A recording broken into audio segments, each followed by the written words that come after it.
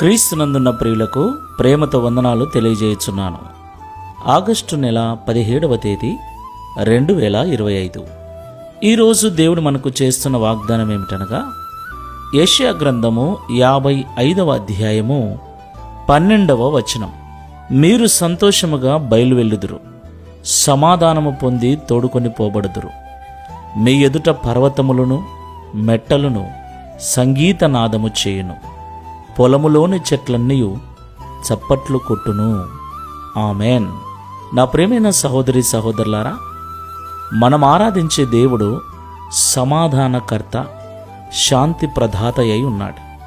మీ ఎదుట పర్వతములను మెట్టలను సంగీత నాదము చేయును అని దేవుడు మనకు వాగ్దానం చేస్తున్నాడు.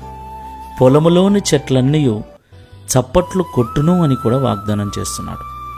ఈ లోకంలో మనకంటే గొప్పవారు, మనకంటే ఉన్నతమైన వారు మనల్ని చూసి సంగీత నాదము చేస్తారు. అంటే సంగీతము మనిషికి ఉల్లాసాన్నిస్తుంది, మనస్సుకు నెమ్మదినిస్తుంది.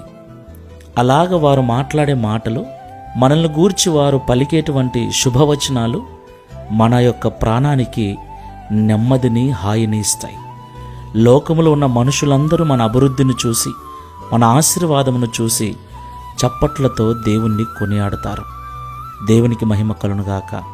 కాబట్టి సమాధానకర్త అయిన దేవుడు మనకు తోడుగా ఉండి, మనం వెళ్ళే మార్గములన్నిటిలో మనకు విజయమును అనుగ్రహిస్తూ, మనల్ని మన కుటుంబాన్ని సంతోషముతో నింపునట్లు, మన సంతోషము ఆశీర్వాదము చూసి లోకములో ఉన్న గొప్ప గొప్ప వారందరూ దేవుడు తన పిల్లలను చేయి వదలడు, దేవుడు తన పిల్లలకు తోడుగా ఉంటాడని నెబుకద్నెజరు రాజు చాటింపు వేసినట్లుగా మనల్ని చూసి ఉన్నతమైన వారందరూ సంతోషించున్నట్లు, చప్పట్లు కొట్టినట్లు దేవుని ఎదుట వినయ విధేయతలు కలిగి నడుచుకుందాం.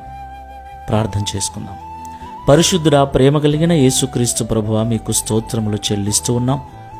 అవును తండ్రి, మమ్మల్ని ఆశీర్వదించగలవాడవు, సంతోషముతో నింపగలవాడవు, సమాధానకర్తవైన మీరు మా జీవితమునకు సార్వభౌముడమై ఉన్నందుకు స్తోత్రములు.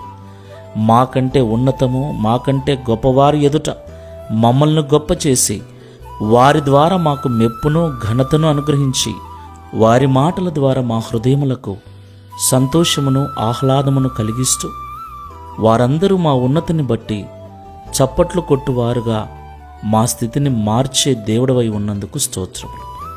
ఈరోజు ఈ రీతిగా మాకు వాగ్దానం చేస్తున్న దేవా,